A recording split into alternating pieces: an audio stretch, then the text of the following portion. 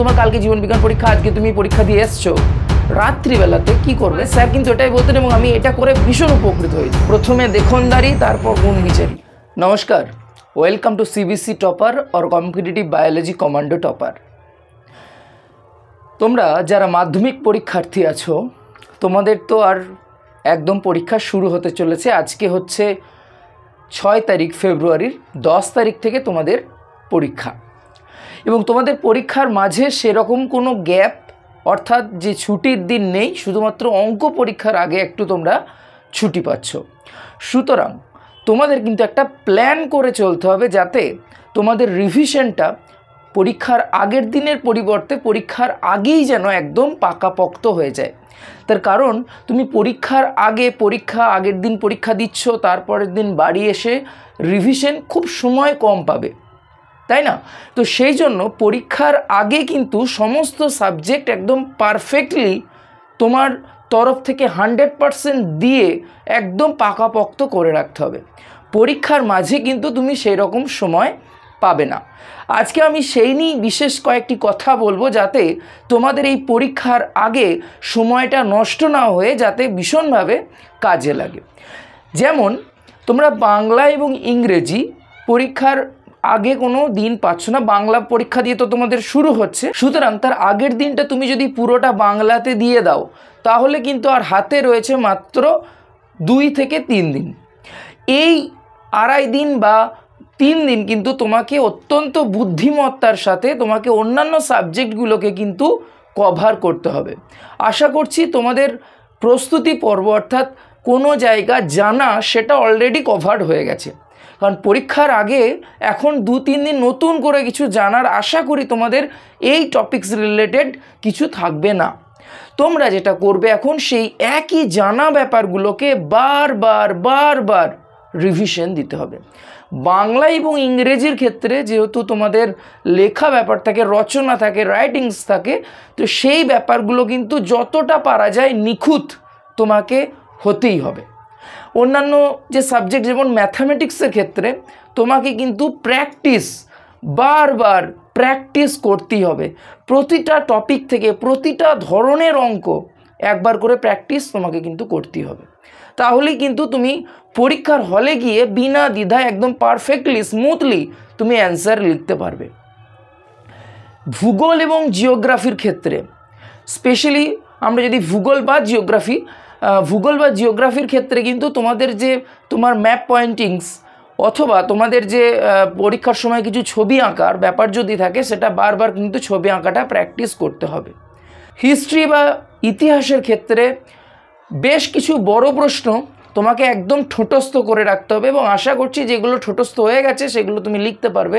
যদি কোনো উত্তর তোমার মনে হচ্ছে যে এবার পরীক্ষায় আসতে পারে বা স্যাররা বলেছেন যে এগুলো আসার পসিবিলিটি সবথেকে বেশি, যদি এখনও পর্যন্ত কমপ্লিট না হয়ে থাকে তাহলে বারবার পড়ো এবং সেটাকে লেখো। ক্লিয়ার? ব্যাপারটা কিন্তু আমি সেটাই বলবো যে নতুন করে আর কিছু পড়তে যাও না, যেটা তুমি অলরেডি এখনও কোনো কনসেপ্টই জানো না সেটা নিয়ে পড়ার কোনো মানে হয় না, ঠিক আছে? কারণ পুরনো জিনিসগুলো তাহলে তুমি ভুলে যাবে। ফিজিক্যাল সায়েন্সের ক্ষেত্রেও তাই প্র্যাকটিস করতে হবে, ফিজিক্যাল সায়েন্সের অঙ্কগুলোর ক্ষেত্রে স্পেসিফিক্যালি, তারপরে তোমার সমতা বিধানগুলো ভালো করে কিন্তু করতে হবে। ক্লিয়ার? আমি এবার আমার সাবজেক্টে আসি। জীবন বিজ্ঞানের ক্ষেত্রে কি করবে সেগুলো একটু ভালো করে খেয়াল রাখো। জীবন বিজ্ঞানে এই যে তুমি 2-3 দিন পাচ্ছ, কারণ জীবন বিজ্ঞান পরীক্ষার আগে কিন্তু তুমি কোনো দিন পাচ্ছ না, অর্থাৎ কোনো ছুটির দিন পাচ্ছ না। সেই জন্য তোমাকে কিন্তু একদম পরীক্ষা শুরু হওয়ার আগে থেকেই প্রস্তুতিটা একদম পারফেক্টলি করে রাখতে হবে, তোমার তরফে 100% দিয়ে রাখতে হবে। তাহলে দেখবে তোমার পরীক্ষার রেজাল্ট খুব ভালো হবে, এটা আমি আশা করছি। এবং আমি জানি না তোমরা কতজন আমার ভিডিওস দেখেছো, ক্লাসগুলো অ্যাটেন্ড করেছো। যদি করে থাকো আমি আশা করছি তোমরা উপকৃত হবেই, ঠিক আছে? এবং তোমরা যদি কেউ এখনও এই ভিডিওটা দেখছো এবং তোমরা যদি কেউ আমার কোনো ভিডিও ফলো করে থাকো অবশ্যই একটা লাইক করে এবং কমেন্টে জানিও যে স্যার আমি আপনার ভিডিও দেখি, তাহলে আমি অত্যন্ত উপকৃত হব। তো এখানে যে আমাদের 5টা অধ্যায় আছে, তোমাকে 5টা অধ্যায়ের কোর জিনিসটা, অর্থাৎ তোমাকে হুবহু প্রতিটা লাইন বাই লাইন পড়ার তো সময় পাবে না তুমি। ফর এক্সাম্পল তুমি জীবজগতের নিয়ন্ত্রণ ও সমন্বয়, সেখানে সেই চ্যাপ্টারের কোর মূল বিষয়টা কি সেটাকে কিন্তু তোমাকে একটু ধাতস্থ করতে হবে, একটু মনে করতে হবে। নেক্সট কোষ বিভাজন, জনন, এই চ্যাপ্টারগুলোতে মূল বিষয় যেটা, সেটাকে কিন্তু তুমি একবার রিভাইজ করলে মনে মনে শুয়ে শুয়ে করতে পারো, ঘুমাবার আগে করতে পারো, তাহলে দেখবে তোমার পরীক্ষার হলে গিয়ে কিন্তু সেটা ভুল হওয়ার পসিবিলিটি অনেক কম।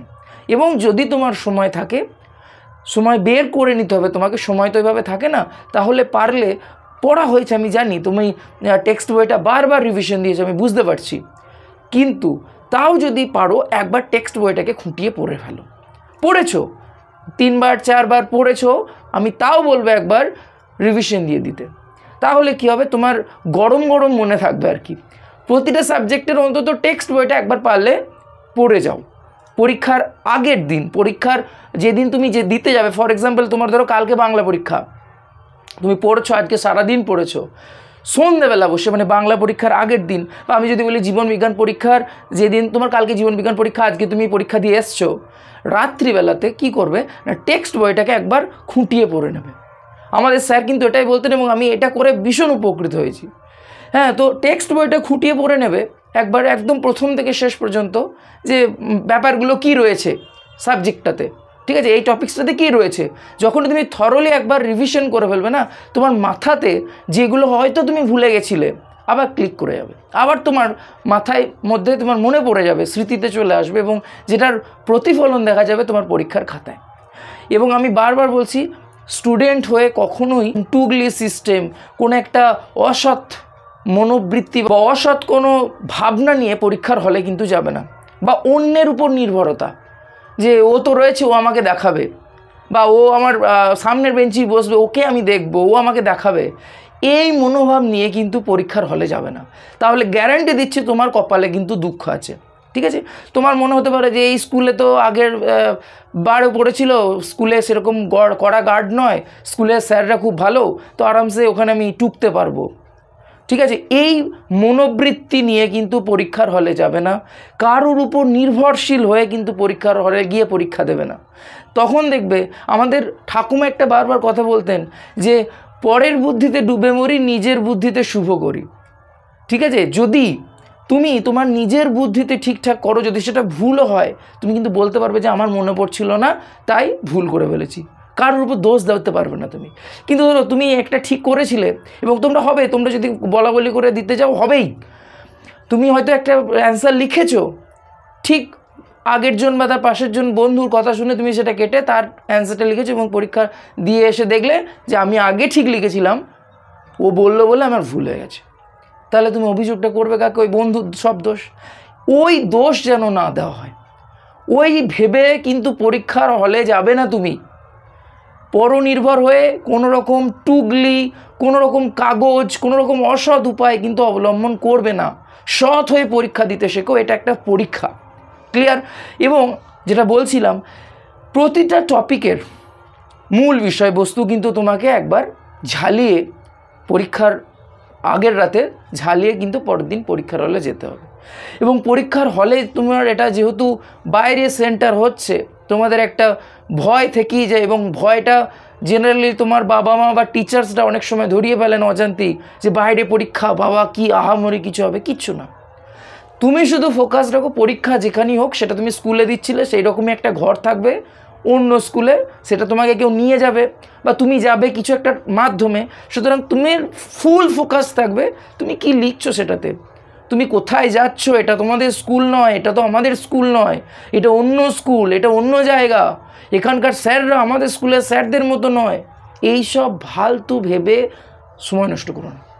এবং আমি গার্জেনদের ক্ষেত্রে অনুরোধ করব, তারা যেন এরকম কোনো ভয় না ধরায় যে এটা তোমাকে জীবনের প্রথম পরীক্ষা, সফল হতেই হবে।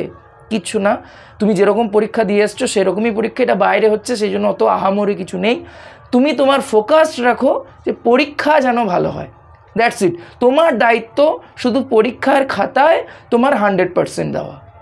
তারপরে যাতায়াত, কিভাবে যাচ্ছ, কোথায় যাচ্ছ, কোন স্যার আছেন, সেইগুলোতে একদম গৌণ, সেইগুলোতে তোমাকে ফোকাস করার কোনো দরকার নেই। পরীক্ষার খাতায় পাবে নিজের নাম, নিজের রোল নাম্বার, রেজিস্ট্রেশন নাম্বার একদম নির্ভুলভাবে লিখবে, মার্জিন টানবে প্রতিটা পেজে, এবং পারফেক্টলি তোমার 100% দিয়ে অ্যান্সারটাকে লেখার চেষ্টা করবে। তোমার অ্যান্সার লেখা হয়ে যাবে, খাতা জমা দিয়ে দেবে, দ্যাটস ইট, তোমার পারফরমেন্স শেষ। তারপর এটা ভাবা দরকার নেই যে ইমা পরীক্ষা তো দিয়ে এলাম, পরীক্ষাটাতে এটা ভুল হবে ওটা ভুল হবে, এটা কিন্তু পরীক্ষা চলাকালীন করবে না। অনেক ছাত্রছাত্রী করে যে আজকের পরীক্ষাটা দিয়ে এলাম, দিয়ে সারা সন্ধ্যেবেলা নষ্ট হয়ে গেল কিসে, যে আমার পরীক্ষা যেগুলোতে ভুল হয়েছে সেগুলোতে। সেইটা কিন্তু আমি বারবার বলছি, সিবিসি টপারের কোনো স্টুডেন্ট সেগুলো কিন্তু করবে না। আজকে আমি হিস্ট্রি পরীক্ষা দিয়ে এসেছি, আমার ভুল হয়েছে, দ্যাটস ইট। কোনো বন্ধু বান্ধবীর সাথে আলোচনা করার দরকার নেই, আলোচনা করার সময় পাবে পরীক্ষার অনেক পরে।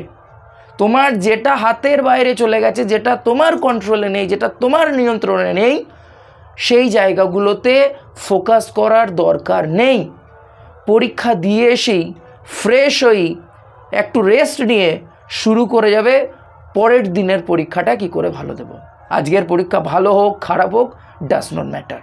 যদি ভালো হয় খুব এক্সাইটেড হওয়ারও দরকার নেই, খুব খারাপ হলে এটাও ভাবার দরকার নেই যে বাবা এটা তো খারাপ হয়ে গেল, ইমা কী হবে কী হবে। তোমার যেটা যদি খারাপ হয়ে যায় কিছু করার আছে? কিছু করার নেই। যদি ভালো হয়ে যায় তাহলেও তোমার আর কিছু করার নেই, কারণ ওটা হয়ে গেছে, তোমার ওটা পাস্ট হয়ে গেছে। তোমাকে সর্বদা ফোকাস কিন্তু রাখতে হবে প্রেজেন্টে। ওই 7 দিন তোমাদের পরীক্ষা যে রয়েছে কয়েকদিন, ওই কয়েকদিন কিন্তু একদম প্রেজেন্ট মুমেন্ট, কি করে আমি ফিউচারটাকে ভালো করব, ফিউচারের পরীক্ষাটা মানে আজকে পরীক্ষা দিয়ে এলাম, কালকের পরীক্ষাটা কি করে বেটার করব সেটাতে মনোযোগ দেবো। এমনটা নয় আজকে পরীক্ষা দিয়ে এলাম দিয়ে ওই বসে গেলাম ভাবছি যে মা এগুলো ভুল হয়েছে বা কোনটা কোনটা ঠিক হলো দেখি। পরীক্ষা একদম সব শেষ হয়ে যাবে, তারপরে 7টা পেজ নিয়ে বসবে, তোমার কোয়েশ্চেন পেপার, কটা ঠিক হয়েছে কটা ভুল হয়েছে, তারপর অ্যানালিসিস। তার মাঝে বন্ধু বান্ধবী কে কী বললো, আমার এত হয়ে যাবে অত হয়ে যাবে, কিচ্ছু ভেবো না। বন্ধু বান্ধবীদের সাথে ইন্টারাক্ট করার কোনো দরকার নেই পরীক্ষা চলাকালীন। আরেকটা যেটা আমি বলি, পড়াশুনো তো করছো, এই জায়গাগুলোতে ফোকাস রাখো। এইগুলোর জন্য কিন্তু অনেক স্টুডেন্ট মার খায় নাম্বারের ক্ষেত্রে। পরীক্ষার হলে গিয়ে কখনোই বন্ধু বান্ধবের সাথে ডিসকাশনে লেগে যাবে না। এই তুই ওটা করেছিস, ইংরেজিতে রাইটিং করেছিস তো ওটা, আমি কিন্তু করেছি। তোমার কি মনে হবে এই বাবা ও করে এসছে আমি তো করে আসিনি, তোমার মনের মধ্যে ওই টেনশন শুরু হলো। কোনো ভাবার দরকার নেই, তুমি যেটা করে গেছো জানবে তুমি ওটাই করে গেছো, দ্যাটস ইট। ওটা এলে তুমি লিখবে, না এলে তোমার মতো করে বেস্ট বানিয়ে লিখবে। ও করে গেছে আমি ভয় পেয়ে গেলাম, তুমি যখনই ওই নার্ভাসনেসে চলে যাবে, তোমার পরীক্ষার যে লেভেলে ভালো হতো সেই লেভেলটা কিন্তু অনেকটা কমে যাবে। সেই জন্য পরীক্ষা চলাকালীন নার্ভাসনেস, পরীক্ষা চলাকালীন বাজে সময় নষ্ট করা একদমই যাবে না, ঠিক আছে? তাতে কি হবে, তোমার সারা বছরের এফোর্টে কিন্তু জল ঢেলে যেতে পারে। সারা বছর তুমি প্রচুর পড়াশুনো করেছো, কিন্তু এই জায়গাগুলোতে তুমি যদি ফোকাস না রাখো, দেখলে যে তোমার পরীক্ষাটা খারাপ হয়ে গেল। পরীক্ষা যদি খারাপ হয়ে যায় তখন কিন্তু কেউ দেখবে না তুমি সারা বছর পড়েছো না সারা বছর খেলা করে বেরিয়েছো। সেই জন্য বারবার বলছি, পরীক্ষা দিতে যাওয়ার আগে পরীক্ষা চলাকালীন বেশ কিছু তোমাকে জিনিস মনে রাখতে হবে। পরীক্ষার কোয়েশ্চেন পেপার পাওয়ার পরেই লিখতে শুরু করবে না, পেলাম চলো লিখতে শুরু করে দিই না। কি করবে, পরীক্ষা যখনই তুমি কোয়েশ্চেন পেপার পাবে, ফার্স্ট তুমি দেখবে যে কোন কোন কোয়েশ্চেন এসেছে। একটা রুল নেবে, প্রথম 15 মিনিট তো কোয়েশ্চেন দেয়, একটা রুল নেবে এবং তোমাকে যেটা করতে হবে, যেগুলো মাল্টিপল চয়েস কোয়েশ্চেন তো আবশ্যিক সেগুলো তো করলেই সব কটা করবেই, যেখানে অপশনাল রয়েছে মানে অপশানস রয়েছে, বিকল্প রয়েছে যে 5টার মধ্যে 4টে করতে হবে, কোন 4টে করবে? 5টাই করে দেবে এমন মনোবৃত্তি নিয়ে কিন্তু পরীক্ষা দেবে না। কোন 4টের অ্যান্সার একদম পারফেক্ট নির্ভুল হবে তুমি সবথেকে ভালো জানো, সেই যে কটা করতে বলেছে তত কটাই করবে এবং একদম পারফেক্টলি করবে। আর যদি তারপরে মনে হয় যে আমি এক্সট্রা করব, এক্সট্রাটা একদম শেষে করবে। এক্সট্রা মিন্স তোমার যেটাতে কমজোরি আছে সেই কমজোরওয়ালা অ্যান্সারটা একদম শেষে থাকবে, সেটা কিন্তু মধ্যখানে রাখবে না। ক্লিয়ার? তো সেই জন্যই বলবো যে পরীক্ষার সময় কোয়েশ্চেন নেওয়ার পর দেখবে যে আচ্ছা আমি এই কোয়েশ্চেনগুলো পারছি, এই কোয়েশ্চেনের অ্যান্সার আমার দ্বারা খুব ভালো করে হবে, ঠিক আছে? সেইগুলো রুলে দাগিয়ে নিলে, এই দাগিয়ে নিলে তোমার কি হবে, তুমি যখন অ্যান্সার লিখবে তুমি তখন আর ভাবতে বসবে না যে আমি কোনটা করব। আর কোয়েশ্চেন বারবার ওই সময় ভালো করে পড়ে নেবে, বুঝে নেবে আচ্ছা কি জানতে চেয়েছে। হ্যাঁ, মানে কিন্তু অনেক সময় বুঝতে পারে না স্টুডেন্টরা দিয়ে ভুলভাল উত্তর লিখে চলে আসে। কি জানতে চেয়েছে, দাগালে একদম বড় প্রশ্ন সব খাতা পেলে খাতাতে রোল নাম্বার, রেজিস্ট্রেশন নাম্বার যা যা তোমাকে ফিল আপ করতে হবে ফিল আপ করলে মার্জিন টানবে, ঠিক আছে, অন্তত একটা দিকে মার্জিন টানবে এবং প্রতিটা বিভাগের মধ্যখানে 4 আঙুল গ্যাপ রাখবে। তোমার বিভাগ ক শেষ হলো, সেই পাতার মধ্যে 4 আঙুল গ্যাপ থাকবে, বিভাগ খ শুরু করবে। এই গ্যাপ দিয়ে রাখবে, কারণ একটা কথা বারবার বলি, প্রথমে দেখনদারি তারপর গুণ বিচারি। তোমার খাতা যদি দেখতে সুন্দর হয়, নাম্বার কিন্তু আরও সুন্দর হবে। তোমার খাতা যদি প্রথমেই ইমপ্রেশন খারাপ হয়ে যায়, তাহলে কিন্তু মুশকিল আছে, সেটার এফেক্ট কিন্তু পরে, ঠিক আছে, পরে না, এটা আমি কিন্তু একদমই বলবো না। নেক্সট, একদম আহামরি সুন্দর হাতের লেখা হতে মানে যেন হাতের লেখাটা স্পষ্ট হয়, যেন হাতের লেখাটা বোঝা যায়, ঠিক আছে, একটু সাজিয়ে গুছিয়ে লেখো, তাহলেই হবে। হাতের লেখা একদম আর্টিস্টিক হতে হবে, সেটা কিন্তু আমি বলছি না। আর জীবন বিজ্ঞানের ক্ষেত্রে আমি বলবো, প্রতিটা পেজে অন্তত একটা যেন ছবি আঁকার চেষ্টা করো। 2 নম্বরের কোনো কোয়েশ্চেনেও যদি ছবি জানতে চাইনি, কিন্তু তোমার মনে হচ্ছে যে এখানে ছবি, ফর এক্সাম্পল যদি বলে যে কোয়েশ্চেনে দিয়েছে সেন্ট্রোমিয়ার কি, ঠিক আছে, মুখ্য খাঁজ কি, তুমি অ্যান্সার তো লিখলে, তার সাথে পাশে ছোট্ট করে সেন্ট্রোমিয়ারের ছবিটাও এঁকে দিলে। এতে কি হবে, তুমি ছবিটা আঁকলে তোমার খাতার কিন্তু ভ্যালুটা অনেক বেড়ে গেল। আরও কয়েকজনের যে খাতা আছে, তুমি এক্সট্রা মার্কস পাবে না যে 2 আছে 3 দেবে, তা নয়, কিন্তু ওই যে ইমপ্রেশনটা অনেক ভালো হবে। সো সেই জন্য চেষ্টা করবে প্রতিটা পেজে অন্তত যেন একটা ছবি থাকে। আর যে ছবিটা যখন 5 নম্বরে কোয়েশ্চেন করবে বিভাগ ঘতে, সেখানে যে বড় কোয়েশ্চেন থাকবে আর কি আঁকার জন্য, সেটা খুব সুস্পষ্টভাবে আঁকবে। যে পয়েন্টিংগুলো করতে বলেছে সেই পয়েন্টিংগুলোই করবে, এক্সট্রা করার কোনো দরকার নেই। নিচেতে চিত্র বলে কিসের চিত্র অবশ্যই লিখবে এবং চেষ্টা করবে খাতার, মনে করো আমি খাতাটা দেখাচ্ছি, ছবিটা সবসময় এই দিকের পেজে আঁকার চেষ্টা করবে, এই দিকের ছবি আঁকার চেষ্টা করো না। কেন আমি বলছি, কারণ এই দিকে তুমি অলরেডি লিখবে, এই দিকটাতে লিখবে, যখন তুমি এই দিকে আঁকতে যাবে না, ঠিক হবে না। তুমি ছবিটা এই দিকে আঁকবে, যখন আঁকবে খাতাতে চেষ্টা করবে এইরকম পেজে ছবিটা আঁকার, তাহলে কি হবে, তোমার কিন্তু আঁকতে সুবিধা হবে। তার পরের পৃষ্ঠায় যখন লিখবে, তার ছবিটার উল্টো দিকে একটু সাবধানে লিখবে, যেন খাতাটা ছিঁড়ে না যায়, ঠিক আছে। আর খাতাটাকে একটু পরিমার্জিত, একটু মানে সুস্পষ্ট লেখাযুক্ত যেন থাকে, ফাঁক করে লিখবে, বেশি ঘিঞ্জি করে লেখার দরকার নেই। বন্ধু বান্ধবদের সাথে পরীক্ষা চলাকালীন কোনো গল্প করার দরকার নেই, কোনো সাহায্য করার দরকার নেই, কোনো সাহায্য নেওয়ারও দরকার নেই, কারণ এটা তোমার পরীক্ষা। তোমাকে প্রুফ করতে হবে তুমি সারা বছর কী পড়েছো। তুমি যদি ভালো পড়ে থাকো ভালো রেজাল্ট হবে, যদি খারাপ পড়ে থাকো খারাপ রেজাল্ট হবে। এতে মানে কি বলবো, আহার কোনো দরকার নেই, মানে কোনো জায়গায় নেই এখানে দুঃখ পাওয়ার। তুমি পড়োনি, রেজাল্ট হয়নি, এতে কি রয়েছে, এতে দুঃখ পাওয়ার তো কিছু দরকার নেই। আর যদি দুঃখ পাও, এখন পড়ো, তাহলে তোমার পরীক্ষা ভালো হবে, ঠিক আছে। তো আশা করছি এই ছোট টিপসগুলো তোমার অনেক কাজে দেবে। এবং যদি ভিডিওটা ভালো লেগে থাকে অবশ্যই একটা লাইক করো। যদি কোনো ডাউট বা কোয়েশ্চেন্স থেকে থাকে জীবনবিজ্ঞান থেকে এখনও পর্যন্ত, বা মাধ্যমিক পরীক্ষা নিয়ে কোনো ভয় বা কোনো জিজ্ঞাস্য কিছু থাকলে অবশ্যই কমেন্ট সেকশনে জানাতে পারো। দেখা হচ্ছে পরের ক্লাসে, ততক্ষণ ভালো থাকো, সুস্থ থাকো এবং মাধ্যমিক পরীক্ষা তোমার অনেক অনেক অনেক ভালো হোক, এই শুভেচ্ছা রাখি। Thank you so very much.